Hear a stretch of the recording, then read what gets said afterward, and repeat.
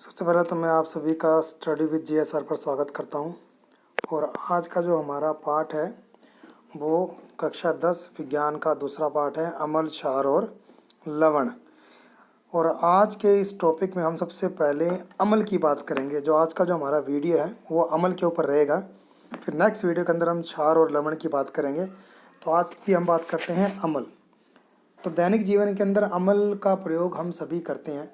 हम सभी इन अम्लों का प्रयोग किसी न किसी रूप में करते रहते हैं, जैसे कि अचार है, ठीक है, उसके अलावा टमाटर है, नींबू है, इन सब में क्या होता है, इन सब के अंदर अम्ल होता है। तो उन्हीं अम्लों को अब आज हम जानेंगे। तो बात करते हैं अम्ल की। अम्ल वे पदार्थ हैं जो जलीय विलयन में H+ आयन या H3O+ हाइड्रोनियम आयन देते हैं। मतलब कि अगर अम्लों को आप जल में मिलाएंगे तो जल में मिलने के बाद H+ और Cl- आयन हमें प्राप्त होगा। जल में जैसे ही हम इनको मिलाते हैं तो हमें H+ और Cl- आयन प्राप्त होते हैं। और इन्हीं आयनों के कारण ही विद्युत धारा का प्रवाह होता है। यानी कि अगर हम जल के अंदर अम्ल को मिलाएंगे तो आयनों के बनने की वजह से ही विद्युत धारा का प्रवाह होता है। इसी प्रकार HNO3 जो हमारा हाइड्रोजन नाइट्रेट है, अगर हम इसे जल में मिलाएंगे तो हमें जल में मिलाने के बाद H+ आयन और NO3 आयन प्राप्त होगा। तो ये हैं अम्ल, ठीक है, कि अम्लों को अगर जल में मिलाएंगे तो हमें क्या प्राप्त होता है, हाइड्रोजन और क्लोरीन आयन, या मतलब H+ आयन तो हमें प्राप्त होंगे होंगे। उसके अलावा जो भी अम्ल के साथ दूसरा यौगिक समूह है वो हमें प्राप्त होगा। अब हम बात करते हैं अम्लों के गुणों की, कि भाई अम्लों के गुण क्या होते हैं। अम्लीय विलयन विद्युत धारा का चालक होता है। यह भी मैंने आपको बताया है कि अम्ल जैसे ही जल में मिलाए जाते हैं तो वो आयनों में विभक्त होने की वजह से विद्युत धारा का प्रवाह करते हैं। अम्ल स्वाद में कैसे होते हैं? अम्ल स्वाद में होते हैं खट्टे। तो नींबू, टमाटर जो हम ये खाते हैं, ये सब कैसे होते हैं? खट्टे होते हैं। अचार के अंदर भी हम प्रयोग करते हैं। और अम्ल क्या करते हैं? नीले लिटमस को लाल कर देते हैं। जो नीला लिटमस होता है, मतलब लिटमस पत्र जो है, इन पत्रों के बारे में और ये जो अम्ल की वजह से जो रंग परिवर्तन होता है, इन सब के बारे में भी हम बात करेंगे कि किसी विलयन का अम्लीय या क्षारीय होना हमें पता कैसे चलता है। इसके बारे में जो हम बात है वो नेक्स्ट वीडियो में करेंगे, ठीक है। अभी हम बात करें सिर्फ अम्लों की। तो अम्ल क्या करता है? नीले लिटमस को लाल कर देता है। जो लिटमस पत्र नीला होता है, जैसे ही उस पर आप अम्ल डालोगे तो वो पत्र कैसा हो जाएगा? लाल। और इसको याद करने के लिए आप अनिल, जो नाम है अपना अनिल, अनिल याद रख सकते हो। कि ए का मतलब तो क्या हो गया? अम्ल। नी का मतलब क्या हो गया? नीला। ला का मतलब क्या हो गया? लाल। तो जो अम्ल है वो नीले को लाल कर देता है। तो इस तरीके से आप इसे याद रख सकते हो, ठीक है। और एक चीज़ याद रखिएगा कि अगर अम्ल शुष्क है, मतलब अगर सूखे पाउडर की तरह अगर अम्ल है और अगर उसे लिटमस पत्र पर डाल दिया जाए तो वो लिटमस पत्र से कोई भी व्यवहार नहीं करता। तो अम्ल हमेशा जलीय विलयन यानी कि द्रव अवस्था में होगा, तभी वो लिटमस पत्र से, या अगर किसी और से हमें अभिक्रिया करवानी जिसकी वजह से रंग में परिवर्तन होता है तो उसके लिए उसको जो विलयन अवस्था में होना जरूरी है। आगे है अम्लों का वर्गीकरण। अब हम पढ़ रहे हैं अम्लों का वर्गीकरण। वर्गीकरण मतलब क्या है कि हमें अम्ल कहाँ कहाँ से मिलते हैं, अगर है मिलते हैं तो कौन कौन से हैं। तो पहला है स्रोतों के आधार पर। जो प्राकृतिक स्रोत है जिनसे हमें प्राप्त होता है, उसमें सबसे पहला कौन सा आता है? कार्बनिक अम्ल। तो पहला हमारा है कार्बनिक अम्ल। तो कार्बनिक अम्ल क्या होते हैं? कार्बनिक अम्ल प्राकृतिक रूप से पौधों और जानवरों में पाए जाते हैं। मतलब जो हमें प्रकृति से प्राप्त होते हैं, ठीक है, प्रकृति से, चाहे वो पौधों से हो चाहे जानवरों से हो, इन सब में जो अम्ल पाए जाते हैं उन्हें बोलते हैं कार्बनिक अम्ल, ठीक है। जिन खाद्य पदार्थों में ये अम्ल होते हैं उन्हें खाने से कोई हानि नहीं होती, क्योंकि हम अच्छा नहीं चाहते कि जो अम्ल जो होता है ना, एसिड, इसको इंग्लिश में क्या बोलते हैं? एसिड। हिंदी में तो कई बार हमें समझ में नहीं आता कि अम्ल कैसे खतरनाक है, पर जैसे ही एसिड का नाम आता है तो हमारे दिमाग में बात आती है तेजाब की, कि ये तेजाब होता है। तो जो हमारे अम्लों के अंदर जो जो हमारे खाद्य पदार्थों में जो अम्ल होता है वो इतना हानिकारक, मतलब वो हानिकारक नहीं होता कि जैसे हम एसिड समझ लें कि तेजाब ही हो गया, ऐसा नहीं है। ये हमारे लिए हानिकारक नहीं होता है। इनको हम अपने दैनिक जीवन में उपयोग करते हैं जिससे हमारे शरीर पर कोई प्रभाव नहीं पड़ता। तो प्राकृतिक स्रोत कौन कौन से हैं अम्लों के? इसको आप बड़े अच्छे ढंग से याद करिएगा, क्योंकि पेपर में सीधा यहीं से पूछा जाता है कि जो सिरका है, सिरके में कौन सा अम्ल होता है, ठीक। सिरके में कौन सा अम्ल होता है, इमली में कौन सा अम्ल होता है, ये तो सीधा क्वेश्चन पूछ लेता है। तो सिरके में हमारा कौन सा अम्ल होता है, एसिटिक अम्ल, यानी कि जो हम अचार वगैरह के अंदर जो यूज़ करते हैं उसके अंदर कौन सा अम्ल होता है, एसिटिक अम्ल होता है। और खट्टे फल, नींबू, संतरा, इनमें कौन सा होता है, सिट्रिक अम्ल होता है। इमली, कच्चा अंगूर, इसमें टार्ट्रिक अम्ल होता है। टमाटर के अंदर ऑक्जेलिक अम्ल होता है। खट्टा दूध या दही कह सकते हो आप, लैक्टिक अम्ल होता है। सेब के अंदर मैलिक अम्ल होता है। और जो चींटी का डंक है, जो चींटी का डंक है हमारा, ठीक है, उसके अंदर कौन सा होता है, चींटी का डंक या मधुमक्खी का डंक है, उसके अंदर हमारा कौन सा अम्ल होता है, फार्मिक अम्ल होता है। उसके अंदर हमारा होता है फार्मिक अम्ल, या कौन सा होता है, मैथेनोइक अम्ल। चींटी का डंक, मधुमक्खी का डंक, इन दोनों में फार्मिक अम्ल या मैथेनोइक अम्ल होता है। लाल चींटी का डंक भी कह देते हैं कि लाल चींटी है, उसके डंक में कौन सा होता है, तो मैथेनोइक अम्ल होता है। ठीक है। और नेटल की जो पत्ती है उसके अंदर होता है मैलिक अम्ल। तो ये सारे अम्लों को आपको याद रखना कि किस में कौन सा है, क्योंकि पेपर में सीधा यहाँ से क्वेश्चन पूछ लेते हैं। अगला है बी, अकार्बनिक अम्ल या खनिज अम्ल। ये भी हमें प्रकृति से प्राप्त होते हैं। पृथ्वी के खनिजों से बनने वाले अम्लों को खनिज अम्ल कहते हैं। मतलब जो भी पृथ्वी के अंदर खनिज है उनसे जो हमें अम्ल प्राप्त होते हैं उन्हें बोलते हैं खनिज अम्ल। ये प्रबल अम्ल होते हैं जो कि, थोड़ा सा इसको सही करेंगे, ये जोब की लिखा हो गया तो जहाँ पर जो की आएगा, जो कि अत्यधिक जलन पैदा करते हैं। ठीक है, मतलब जलन पैदा करने वाले हैं, जैसे कि एसिड जिसे हम बोलते हैं, तेज़ाब बोलते हैं कि अगर हाथ पे गिर जाए तो जलन पैदा करता है, इसी प्रकार से ये क्या जलन पैदा करते हैं। ये तनु रूप में भी हानिकारक होते हैं। देखिए दो रूप होते हैं, एक तनु और एक सांद्र, जिसके बारे में अभी हम बात करेंगे। तो तनु रूप का मतलब होता है डाल्यूट, मतलब पतला रूप, कि अगर अम्ल वो पतले रूप के अंदर है तो भी वो हमारे लिए हानिकारक होता है। तो प्रबल अम्ल कौन कौन से हमारे, HCl हाइड्रोक्लोरिक अम्ल, H2SO4 hydrogen sulphate, HNO3 hydrogen nitrate, H3PO4 hydrogen phosphorus. ठीक है। अब हम बात कर लेते हैं अपने आयनीकरण के आधार पर। तो दूसरा हो गया हमारा, पहला था हमारा जो कार्बनिक आधार थे, ठीक है, यानी कि जो हमें प्रकृति से मिलते हैं स्रोतों के आधार पर। दूसरा हमारा कौन सा है, आयनीकरण के आधार पर। ठीक है, आयनीकरण मतलब क्या है कि जब उसमें आयन बनते हैं। तो आयन कैसे बनेंगे, जब आप उसको जल में मिलाएंगे तो वे अम्ल जो जलीय विलयन में पूर्णतः आयनित हो जाते हैं। मतलब कि अगर किसी जलीय विलयन के अंदर HCl के 10 अणु मिलाए हैं तो वो 10 के 10 अणु आयनित होकर अपने आयनों में विभक्त हो जाएंगे। मतलब 10 ही हाइड्रोजन आयन और 10 ही क्लोरीन आयन हमें प्राप्त होंगे। इसका मतलब होता है पूर्ण रूप से आयनित हो जाना। तो उन्हें बोलते हैं प्रबल अम्ल।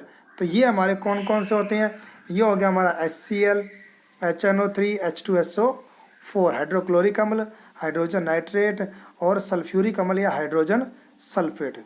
दुर्बल अम्ल कौन से होते हैं, वे अम्ल जो जलीय विलयन में पूर्णतः आयनित नहीं हो पाते, मतलब जो पूर्ण रूप से आयनित होकर पूरे पूरे आयन नहीं बनाते, मतलब पूर्ण रूप से विभक्त नहीं हो पाते। तो ये हो गया एसिटिक अम्ल, हाइड्रोजन साइनाइड और हाइड्रोजन सल्फाइड। तो ये जो है ये हमारे दुर्बल अम्ल हैं। तो पेपर में सीधा पूछ लेते हैं कि प्रबल अम्ल कौन सा है, दुर्बल अम्ल कौन सा है, या फिर वो मिलान करने में पूछ लेता है कि बताइए कि इनमें से कौन सा प्रबल होगा कौन सा दुर्बल होगा। तीसरा हमारा प्रकार है सांद्रता के आधार पर। सांद्रता का मतलब कि कोई विलयन कितना पतला या कितना गाढ़ा है, ये होती है सांद्रता। तो उसमें पहला आता है सांद्र अम्ल। जब अम्ल के जलीय विलयन में जल की मात्रा कम और अम्ल की मात्रा अधिक होती है। ठीक है, कि अगर जलीय विलयन मिलाएं और उसके अंदर अगर जल कम हो और अम्ल की मात्रा अधिक हो, मतलब जो गाढ़ा है, जैसे कि शहद कह सकते हैं अपने कि पानी कितना पतला होता है और शहद कितना गाढ़ा होता है, इसी को बोलते हैं सांद्र। तो उसके अंदर अम्ल की मात्रा क्या होती है, ज़्यादा, जल की मात्रा क्या होती है, कम, तो वो होता है सांद्र अम्ल। और तनु अम्ल क्या होता है, जब अम्ल के जलीय विलयन में जल की मात्रा अधिक होती है और अम्ल की मात्रा क्या होती है, कम। तो जब हम टॉयलेट क्लीनर यूज़ करते हैं तो वो कुछ इसी तरीके का तनु अम्ल ही होता है। ठीक है, उसके अंदर पानी जो होता है वो ज़्यादा होता है, इसलिए उस पर जो इतनी ज़्यादा जलन तो होती है पर इतनी ज़्यादा नहीं होती, तो वो इतना स्ट्रॉन्ग एसिड नहीं होता। ठीक है, अब हम बात कर रहे हैं अम्लों का तनुकरण। तो ये इंपॉर्टेंट क्वेश्चन है, सांद्र और तनु के ऊपर ये कि ये इंपॉर्टेंट क्वेश्चन बनता है कि अम्लों का तनुकरण जब हम करते हैं तो किस प्रकार से करते हैं, अम्लों को जब पतला किया जाता है तो किस प्रकार से किया जाता है। तो सांद्र अम्लों को जल के साथ मिलाने की प्रक्रिया बहुत ही ज़्यादा ऊष्माक्षेपी होती है, कि जैसे ही आप पानी और अम्ल को मिलाएंगे तो ये बहुत ज़्यादा ऊष्माक्षेपी का मतलब उसमें बहुत ज़्यादा ऊष्मा निकलती है। इसको आप ऐसे समझ सकते हैं कि जब हम घर पे खाना बनाते हैं तो सबसे पहले ऑयल को गर्म किया जाता है, तो उस ऑयल के अंदर जैसे ही आप प्याज वगैरह डालते हैं तो किस तरीके से छींटे निकलते हैं, ठीक है ना, किस तरीके से वो एकदम से छींटे बाहर आते हैं और वो कितने गर्म होते हैं, और अगर हमारे शरीर पर गिर जाए तो हमें जलन महसूस होती है। उसी प्रकार से इसमें होता है कि जैसे ही आप अम्ल और पानी को मिलाएंगे तो इसी प्रकार से बहुत ही तेज़ी से ऊष्मा की वजह से जो पानी है वो भाप बनता है, और वो भाप जो होती है वो बहुत गर्म होती है, जिससे हमें जलन महसूस होती है। तो अम्ल की तनुकरण की प्रक्रिया में हमेशा अम्ल को धीरे धीरे जल में मिलाना चाहिए। तो ये सबसे इम्पोर्टेंट लाइन ये है, क्वेश्चन यहीं से आता है कि जब भी अम्ल को तनुकरण करते हैं तो हम हमेशा अम्ल को जल में मिलाते हैं, जल को अम्ल में नहीं, क्यों? तो उसका कारण यही है कि जब आप धीरे धीरे अम्ल को जल में मिलाएंगे तो वो धीरे धीरे उसमें मिक्स होता है, और धीरे धीरे मिक्स होने की वजह से जो भी ऊष्मा बनती है वो जल जो है वो फटाफट उसे ग्रहण कर लेता है, ठीक है। अगर एकदम से बहुत सारा डालेंगे तो ऊष्मा एकदम से निकलेगी, और अगर धीरे धीरे डालेंगे तो ऊष्मा तो उसी गति से आ रही है, लेकिन मात्रा कम होने की वजह से वो ऊष्मा जो है उस ऊष्मा को जल ग्रहण कर लेता है, उसे अवशोषित कर लेता है। तो धीरे धीरे क्या होना चाहिए, अम्ल को जल में मिलाना चाहिए, तथा मिलाते समय छड़ छड़ के जल को हिलाते रहें, छड़ से जल को हिलाते, थोड़ा सा यहाँ पर सही कर लेंगे, छड़ से जल को हिलाते रहना चाहिए। अम्ल को जल में मिलाने से उत्पन्न ऊष्मा जल द्वारा अवशोषित कर ली जाती है। यदि जल को अम्ल में मिलाया जाएगा तो ये हो की जगह तो है, ये बहुत ही ज़्यादा ऊष्माक्षेपी अभिक्रिया होगी, जिससे जल एकदम से वाष्प में बदल जाएगा, जिससे त्वचा के जलने का डर बना रहेगा। तो एकदम से बहुत ऊर्जा की वजह से क्या होता है, ऊर्जा की वजह से जो पानी है वो बहुत ही तेज़ी से भाप बनता है, और भाप होती है गर्म, जिससे हमारी त्वचा जल सकती है। इसलिए हमेशा क्या होना चाहिए, जो अम्ल है अम्ल को जल में मिलाया जाना चाहिए, जल को कभी अम्ल में नहीं डालना चाहिए। तो उम्मीद करता हूँ आपको ये समझ में आया होगा, और अगर आपको पढ़ाया हुआ समझ में आ रहा है तो आप वीडियो को लाइक ज़रूर करें, और चैनल को सब्सक्राइब करें, और वीडियो को शेयर भी करें, और कुछ भी हो तो आप कमेंट सेक्शन में भी लिख सकते हैं। आगे हम बात कर रहे हैं अम्लों के रासायनिक गुणधर्म। अब अम्लों में रासायनिक गुणधर्म कि केमिकली इसमें क्या क्या गुण हैं, तो उनकी बात हम करते हैं। सबसे पहला है अम्लों की धातु से अभिक्रिया, कि जब भी अम्ल धातु से अभिक्रिया करेंगे तो क्या होगा। तो अम्ल धातु से क्रिया करके हाइड्रोजन गैस बनाता है। जब भी अम्ल जो है जब भी धातु से क्रिया करेगा तो क्या बनाएगा, हाइड्रोजन गैस, ठीक है, गैस बनेगी। और ये जो गैस जो होती है ये हानिकारक गैस होती है, ठीक है, क्योंकि जब ये उत्पन्न होगी तो ये हानिकारक गैस ये बनेगा, लेकिन हानिकारक मतलब इसकी वजह से जो इसके अंदर पदार्थ जो रखा होता है ना, जो पदार्थ है वो खराब हो जाता है। तो अम्ल धातु से क्रिया करके हाइड्रोजन गैस बनाते हैं। तो हमने यहाँ पर देखिए कि जिंक जो है, जिंक सल्फ्यूरिक अम्ल से विक्रिया करके जिंक सल्फेट और हाइड्रोजन गैस बना रहा है। जिंक हाइड्रोक्लोरिक अम्ल से विक्रिया करके जिंक क्लोराइड और हाइड्रोजन गैस बना रहा है। और एसिटिक अम्ल जो है वो सोडियम से विक्रिया करके सोडियम एसिटेट और हाइड्रोजन गैस बना रहा है। तो उत्पन्न हाइड्रोजन गैस की उपस्थिति को जानने के लिए हम गैस को जलती हुई मोमबत्ती के पास लेकर जाएंगे तो पॉप अप की ध्वनि सुनाई देगी। तो कई बार ये भी प्रश्न आता है कि अम्लों की धातुओं से विक्रिया कराने पर उत्पन्न गैस की प्रकृति की जांच आप किस प्रकार से करेंगे। तो उसमें यह आता है कि जो गैस उत्पन्न हो रही है जलती मोमबत्ती के पास ले जाने के बाद उसमें हमें पॉप अप की ध्वनि सुनाई देती है, जो कि हाइड्रोजन गैस की उपस्थिति को दर्शाती है। आगे धातुओं के इसी गुण के कारण, कौन सा गुण, कि धातुएं जब अम्लों से विक्रिया करती हैं तो इस गुण के कारण जो खट्टे पदार्थ हैं उन्हें कभी भी धातु के बर्तनों में नहीं रखा जाता। जब भी मैं आपको बता रहा था कि हाइड्रोजन गैस जो है वो खराब कर देती है, वो हानिकारक होती है, वो इस कारण से होती है कि अगर खट्टे पदार्थों को अगर आप धातुओं के बर्तन में रखोगे तो खट्टे पदार्थ होते हैं अम्ल, और अम्ल धातुओं से विक्रिया करके हाइड्रोजन गैस बनाते हैं, और इस गैस के कारण जो भी पदार्थ उसके अंदर रखा हुआ वो जहरीला बन जाता है, और जहरीला बनने की वजह से हमें बदहजमी फूड पॉइजनिंग हो सकती है, ठीक है, मतलब लूज मोशन वगैरह जैसे हैं तो वो हो सकते हैं, जिससे हमारी तबीयत जो है वो खराब हो सकती है। इसलिए कभी भी खट्टे पदार्थों को धातुओं के बर्तनों में नहीं रखा जाता। तो ये भी इंपॉर्टेंट क्वेश्चन है। अगला है अम्लों की धातु कार्बोनेट व धातु हाइड्रोजन कार्बोनेट के साथ अभिक्रिया, कि अगर अम्लों की हम धातु कार्बोनेट या धातु हाइड्रोजन कार्बोनेट से अभिक्रिया कराएंगे तो क्या होगा। देखिए यहाँ पर कार्बोनेट CO3 है और आगे लगा हुआ है सोडियम, ये है धातु। तो यहाँ पर सोडियम की जगह कोई भी धातु हो सकती है। तो सोडियम कार्बोनेट अम्ल से अभिक्रिया कर रहा है, अभिक्रिया करके सोडियम क्लोराइड जिसे हम लवण कहते हैं, H2O जिसे हम जल कहते हैं, साथ में बनती है इंपॉर्टेंट चीज़ जो है वो है CO2। यहाँ पर कार्बन डाइऑक्साइड गैस उत्पन्न होती है और गैस को हम तीर के इस निशान से दर्शाते हैं। ऐसे ही सोडियम हाइड्रोजन कार्बोनेट है वो अम्ल से अभिक्रिया करके सोडियम क्लोराइड, जल और कार्बन डाइऑक्साइड, मतलब मेन इंपॉर्टेंट जो यहाँ पर बनने वाला पदार्थ है वो कौन सा है, CO2 गैस है। तो ये आपको ध्यान रखना है कि अम्लों की धातु कार्बोनेट व धातु हाइड्रोजन कार्बन से अभिक्रिया कराने पर इंपॉर्टेंट चीज़ जो बनती है वो क्या बनती है, CO2 गैस बनती है। जब CO2 को चूने के पानी, मतलब ये जब CO2 गैस बनी है, जब इसे चूने के पानी में हम लोग प्रवाहित करते हैं, कैल्शियम हाइड्रोक्साइड के जलीय विलयन में प्रवाहित करते हैं, तो विलयन कैसे होता है, दूधिया। तो पानी जो है ना वो दूध की तरह सफ़ेद सा हो जाता है। और अगर CO2 गैस को ऐसे ही अगर हम और अगर प्रवाहित करते जाएं तो जो दूधियापन है वो ख़त्म हो जाता है और उसमें एक नया पदार्थ जो है वो कैल्शियम हाइड्रोजन कार्बोनेट ये हमें प्राप्त होता है। ठीक है, अगर ज़्यादा CO2 प्रवाहित की जाएगी तो इसके अंदर कैल्शियम हाइड्रोजन कार्बोनेट प्राप्त होगा। ठीक है, और ये घुलित अवस्था के अंदर जो है नीचे पैंदे में बैठा हुआ मिलता है। तो इतनी बात आपको समझ में आ गई होगी। ठीक है, और ये CO2 गैस जो है ना, इसी से मतलब जो हम कहते हैं ना अग्निशामक यंत्र वगैरह, उन्हीं के अंदर CO2 गैस ही भरी होती है और वो यही गैस होती है जिसको उसके अंदर भरा जाता है और जब आग वगैरह लग जाती है तो आग बुझाने के काम में जो ये आता है। तो उसके अंदर CO2 जो गैस होती है जैसे बाहर निकलती है तो वो ठोस सी परत बना लेती है और आग को घेर लेती है और जिससे आग का और ऑक्सीजन का संपर्क टूट जाता है और आग क्या हो जाती है, बुझ जाती है। ठीक है, तो यहाँ तक उम्मीद करता हूँ आपको समझ में आया होगा। अगला जो हमारा है वो है अम्लों की क्षारों से अभिक्रिया, कि जो अम्ल है वो क्षार से अभिक्रिया करेंगे तो क्या होगा। तो अम्लों की क्षारों से अभिक्रिया करवाने पर लवण और जल बनते हैं, कि जब भी आप अम्ल और क्षार की अभिक्रिया करवाएंगे तो लवण और जल हमें प्राप्त होगा। तो NaOH क्या है, क्षार है, HCl क्या है, अम्ल है, अभिक्रिया कर क्या बना रहे हैं, सोडियम क्लोराइड और जल बना रहे हैं। ठीक है, समीकरण को संतुलित करना भी बहुत ज़रूरी है। तो यहाँ पर मैंने बहुत सी समीकरणें छोड़ दी हैं आपके लिए ताकि आप उसे संतुलित करें, ध्यान देंगे संतुलित उसको करेंगे। ठीक है, और अम्ल और क्षार की इसी अभिक्रिया के कारण जब भी हमारा कभी पेट दर्द होता है, ठीक है, या कोई मधुमक्खी या चींटी का डंक जब हमें लगता है तो वो क्या करते हैं, वो अम्लीय पदार्थ जो है हमारे शरीर में छोड़ देते हैं, या हमारे पेट के अंदर अम्ल की मात्रा अगर बढ़ जाती है तो जिससे हमारा क्या होता है, पेट दर्द होता है। और इसी को दूर करने के लिए हम क्षार का प्रयोग करते हैं।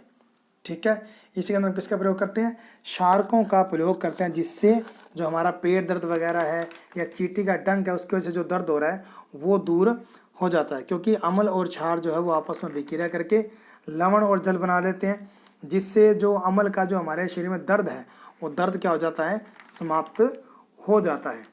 ठीक है, तो इसमें हम मिल्क ऑफ मैग्नीशिया का भी यूज़ कर लेते हैं और एंटासिड का भी यूज़ कर लेते हैं। पांचवा टॉपिक जो पांचवा पॉइंट जो हमारा वो क्या है, अम्लों की धातुओं से अभिक्रिया, कि अगर अम्ल जो है वो धातु ऑक्साइड से अभिक्रिया करेंगे तो क्या प्राप्त होगा। तो देखिए CO क्या है, धातु, और O क्या है, ऑक्सीजन। तो ये बन गया धातु ऑक्साइड। मतलब अगर ऑक्सीजन के साथ अगर धातु लगी हुई है तो वो क्या बन जाएगा, धातु ऑक्साइड। और धातु ऑक्साइड जब भी अम्ल से अभिक्रिया करेगा तो वो क्या बनाएगा, लवण और जल बनाएगा। ठीक है, इसलिए हम कह सकते हैं कि जो धातु ऑक्साइड है इसकी प्रकृति कैसी होती है, इसकी प्रकृति होती है क्षारीय। तो कई बार क्वेश्चन ये भी पूछ लिया जाता है कि जो धातु ऑक्साइड उसकी प्रकृति कैसी होती है। तो धातु ऑक्साइड अम्ल से अभिक्रिया करता है, इसलिए अम्ल से अभिक्रिया करके वो लवण और जल बनाता है, और लवण और जल बनने की वजह से धातु ऑक्साइड की प्रकृति क्या होती है, क्षारीय। तो कॉपर ऑक्साइड जो है वो अम्ल हाइड्रोक्लोरिक अम्ल से अभिक्रिया करके कॉपर क्लोराइड और जल का निर्माण कर रहा है, और मैग्नीशियम ऑक्साइड जो है वो अम्ल से अभिक्रिया करके मैग्नीशियम क्लोराइड और जल का निर्माण कर रहा है। ऐसे इसके अंदर और भी बहुत से एग्जाम्पल हैं। ठीक है, आप बुक में बहुत एग्जाम्पल दिए हुए हैं, आप उन एग्जाम्पलों को यहाँ पर साथ में नोट कर सकते हैं। ठीक है, तो आज के लिए इतना ही है।